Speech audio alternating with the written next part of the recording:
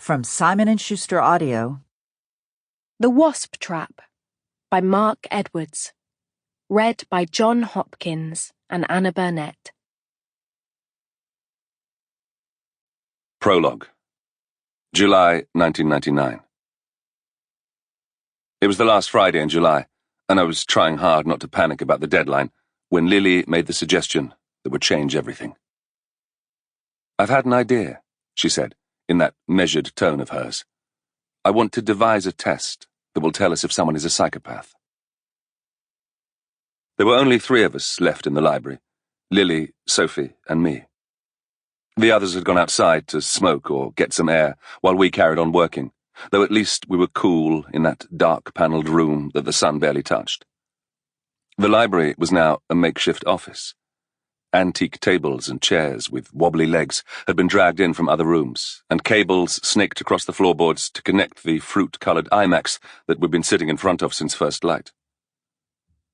We were spurred on by the date that was written on a whiteboard and propped on a shelf in the fiction section. The launch date, just 4 weeks away. The fiction section was apt, because there was no way the site would be ready by then. But we kept hearing rumours that our rivals were going to beat us to the punch, that they would revolutionise online dating, not us. "No prize for second," Sebastian kept saying, and we could always tell when he'd been on the phone to his chief investor. He would march into the office, sweat gleaming on his creased brow, and demand to know exactly what we had achieved that day. "This is our revolution," he said to us many times. "We can't let them take it from us."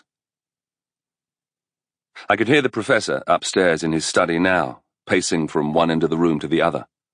I looked up. One of the dogs sitting by my feet lifted his head too. "I want to help him," Lily said, following my gaze towards the ceiling.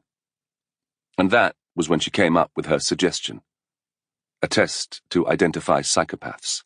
A subject I had been obsessed with over the past couple of weeks, since we'd been up there in Sebastian's study, searching through his papers and scouring the psychology periodicals that he still subscribed to.